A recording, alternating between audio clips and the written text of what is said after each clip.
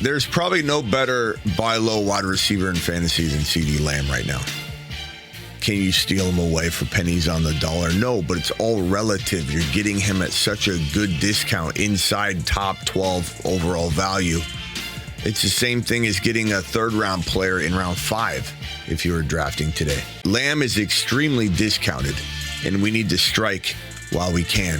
Jamar Chase, look, he didn't have the biggest game. No one's saying you're getting him for pennies on the dollar either, but there's a significant discount when players underperform. Even 1 or 2 weeks, people are very reactive. Reactive Rodgers, upset Ungers, petrified Peters are everywhere. And until you explore a buy low, don't knock it and say, not in my league. My league, Smitty, is so good. No one's making trades like that in my league. It's so advanced. No one cares. No one cares. Stop saying it. Tyreek Hill, Nabers, Worthy, Dell, Collins, Harrison Jr. Yeah, even with the concussion, we're going after Marv, but we're especially going after Nico. Cooper Kupp, Nacua. These wide receivers, why are we buying low? Let's find out. The Fantasy Football Show begins right now. Lamb Chops is just the best wide receiver buy low, period. He's in a violent tornado of a situation over in Dallas, and there's a lot of freak out Freddies right now that own him that say, I don't think he's going to give me my top 5, 6, 7 value in return. I don't even know if he's going to give me back top 10 overall value. So now is the time to strike on CeeDee Lamb. And I know that it is one of those things where you are running into the fire or into the flames, so to speak. You are. If you're going after Lamb, you're going after even Tyreek Hill with the Tua situation, because Tua could come back and then get concussed right away. Or Nico, you're out 3 games at least, maybe more. You don't know how his hamstring will respond. Cooper Kupp's going to meet with his trainers this week, not even guaranteed to come back in week 7, but he should. So these are buy low opportunities for a reason. You're running into some sort of flame or fire. But that's how buy low, sell high works. You can't just walk into a amazing playing CeeDee Lamb. You can't walk into an unambiguous Malik Nabers situation where he's sitting out multiple games. What's really going on? Could we get even worse news than we thought? Is something weird going on? You have to run into these situations before they get better, or you're not going to get the discount. You're taking on some sort of risk. And with Lamb, he's fantastic to bet on, because you know historically the Dallas Cowboys can have good and bad moments. You know that Dak Prescott, as bad as he looks right now, can deliver the ball and play in NFL context good football. He can play good football. We know that. And you specifically know he can play good fantasy football, but he can play both. We know he can. No one's saying he's winning playoff games.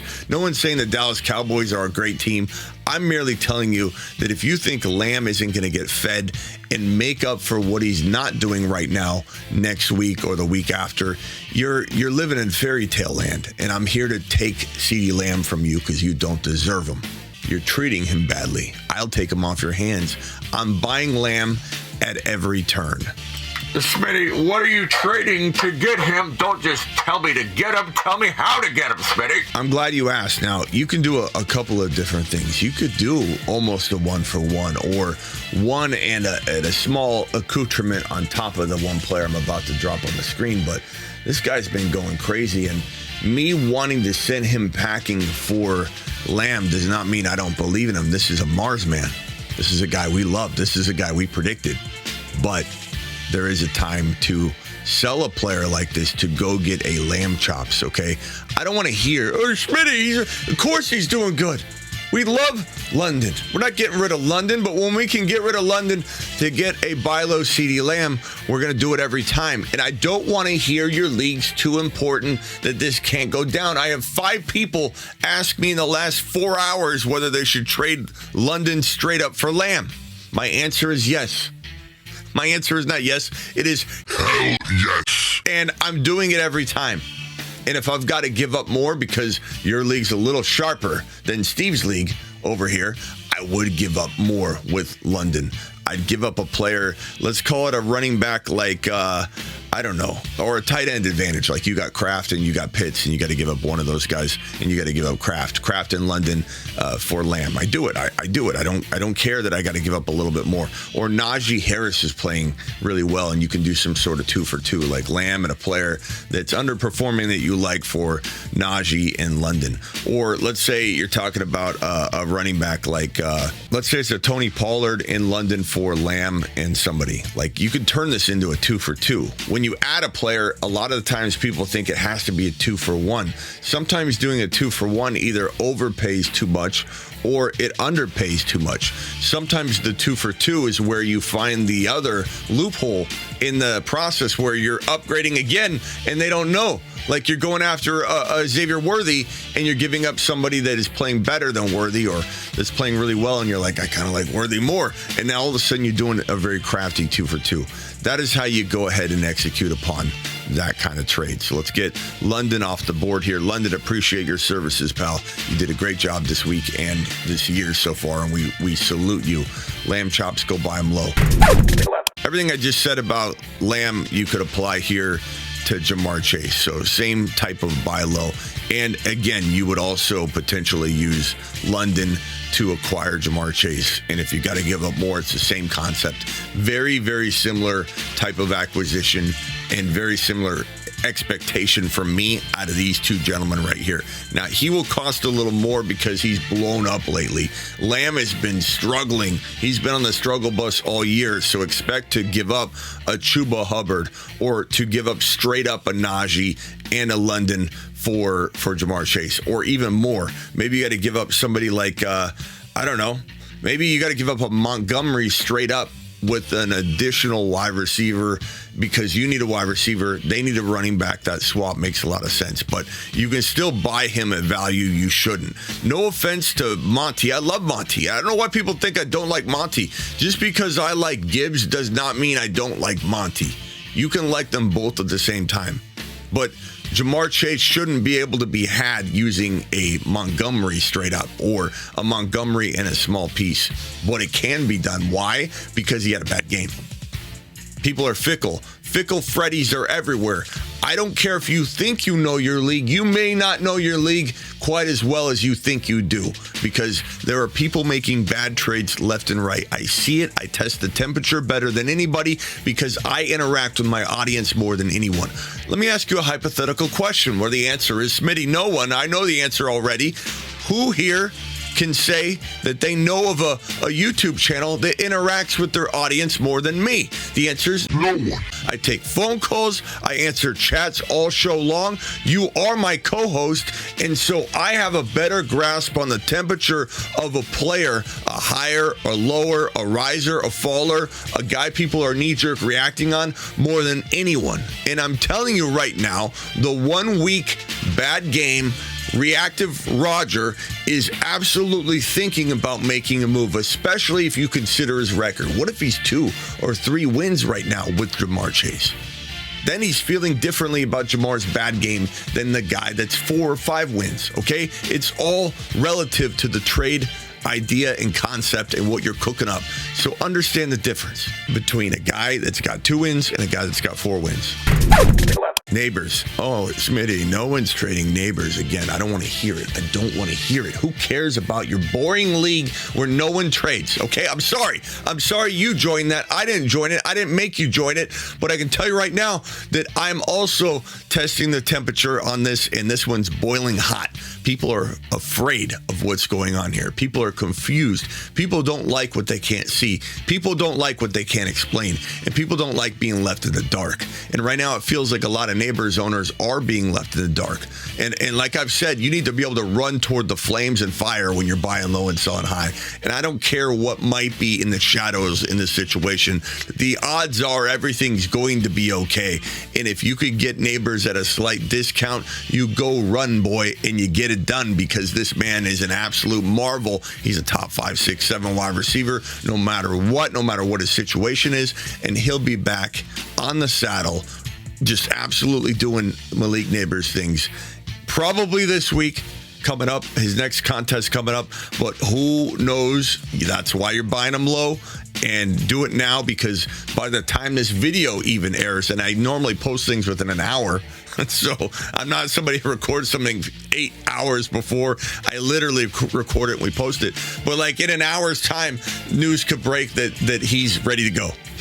Like they sat him out as a precautionary last week, but he's ready to go. And then the buy low season's over. But there is an opportunity in small window to get him, whether you want to believe it or not. Tyreek Hill, look, he's been on a bye. He's bye week free going forward. Huge advantage. Tua won't be back this week. That kind of pisses people off.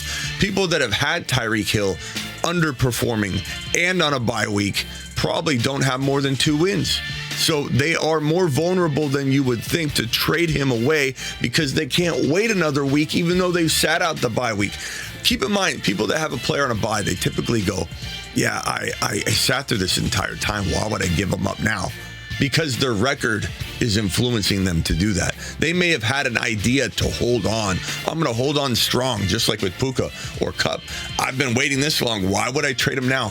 Because they're looking at a 2-win record. They can't afford one more week. So make a stab, take a stab, go get Tyreek Hill before it's too late. This guy can be acquired much cheaper than he should be. Xavier Worthy, look, people still doubt him. And he's the number 1 wide receiver. You could argue Juju is, but he's the guy they want to get the football to. He's the playmaker, and he's going to continue to get better. Buy him low while you still can. Tank Dell, people just hate Tank Dell. They love to hate Tank Dell. And truth is, you might be able to buy him low in some leagues. People that love Tank Dell are going to not let him go at this point. But I think people that hate him think, they'll pick apart, why he didn't have as good of a game in week number 6 as people think he did. He didn't have any long go balls. Like, what the hell do you want out of this kid? Okay, he was shot. He also broke his leg, and he's out there doing Tank Dell things, and he looks fantastic right now. I'm buying low. The price might be right in some leagues. It might not be in others. I think the best way to get him is in a 2-for-1. Like, you're trading away one player, and you're getting a great player that's almost quietly comparable to the player you're giving up, and you get Tank Dell thrown in. Nico, look, as I mentioned with Kupp and Hill, the person that has Nico might have thought that their plan was to wait it out, right? And they've already sat 1 game out, so they kind of feel invested in that time off, right? Why would I trade him? I already took the hit for 1 week. But like Mike Tyson said, you always have a plan until you get punched in the face. And when your record's 2 wins, 3 wins, or even 1 win, and you're afraid to lose another 3 games, you might surrender this guy Nico for something like Chuba Hubbard, who's going to maybe lose some value to Brooks soon, or a player like, let's call it, I'm going to swipe through and look at some RB rankings. Pollard looking good right now, mixed with a Deontay Johnson. All of a sudden, you can get Nico Collins. You're going to want to try and accumulate some of your bench talent to go get him without touching your lineup, or touch your weakest link lineup spot, because you got another guy like Mooney that you want to get into the lineup anyway, or Juju or something like that. Running backs you could give up. You could give up Tracy right now, who's a fantastic prospect, or Kareem Hunt even, if you didn't need Kareem Hunt to get Nico Collins. Guys, Nico sat out the week. He was out this week, and he's still the leading yardage getter in the NFL at the wide receiver position. He's a top 5 wide receiver. He's worth getting low before he climbs back up in value. He will return to a top 5 wide receiver. It's just a matter of, do you have the cojones or the arsenal or the bench talent to go get him and wait 3 weeks? Maybe it's longer. That's why you're running into the flames, as I keep saying. But I'm going to bank on him missing 3 more weeks, and that's it. And then Nico's back. And to the point of whether Dell drops off or not when that happens, I think, like my example I keep giving, I think Stroud was right-handed, right? Throwing only to Collins, not throwing to his left hand, Dell.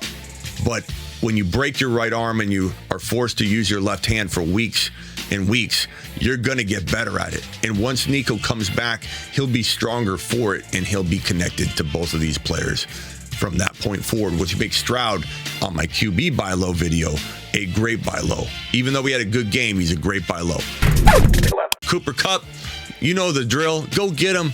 You know, again, someone might have waited this long, but they can't wait any longer, even though they said they were going to. Go get Cooper Kupp. He's meeting with trainers today to see what his status is. He may or may not return. He should return. He's coming off the bye week. He was expected to return this week, but there still could be maybe a 1 week delay. Know that if you go acquire him, but also know that between now and the next 3 or 4 hours, news could break that he's good to go, and then his buy low season is over. But there's still a small window of opportunity to go get him.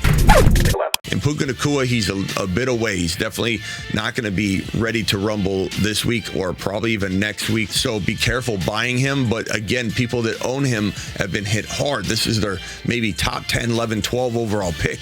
And he hasn't played all year practically. So this is a very, very tough loss. And the team's probably suffered. The person that owns Nacua, if they're still holding on to him, has probably got 2 or 3 wins.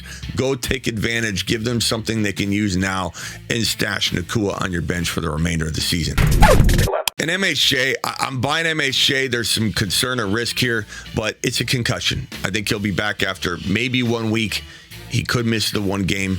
And I would expect that if you're trading for him. But this is a guy that could still, in weeks 9, 10, 11, double-digit weeks on. Let's say he didn't do anything until double-digit weeks. 10, 11, 12, 13, 14, 15, 16. That's 8 weeks of football that he could still go out and get a 1,000-yard season and 12 touchdowns with just doing good work in that week 8 on time frame. Don't underestimate what even weeks 9 or 10 on can do for your fantasy season. It's a long season, and MHJ has the makings of a top 5 wide receiver for the future and a top, 6 to 10 wide receiver in the double-digit weeks of fantasy football. Buy low. Don't forget to get on over to the Patreon, where it's basically for $10 a month, cancel anytime. 10 live chat rooms that are 365, 24/7. Just think of the YouTube live chat extended into a 24/7 environment. That's what the Patreon is. That link is in the description of the video. It's also patreon.com/the fantasy football show. Go check it out. And don't forget, make sure you play Underdog this week. Week number 7, Underdog will match your first deposit 50%. So you drop 1,000, they give you 500. You drop 2,000, they give you 1,000, all the way up to $1,000. And if you do the minimum of $10, they'll give you 5. Play Underdog, promo code Smitty. Now get out of here.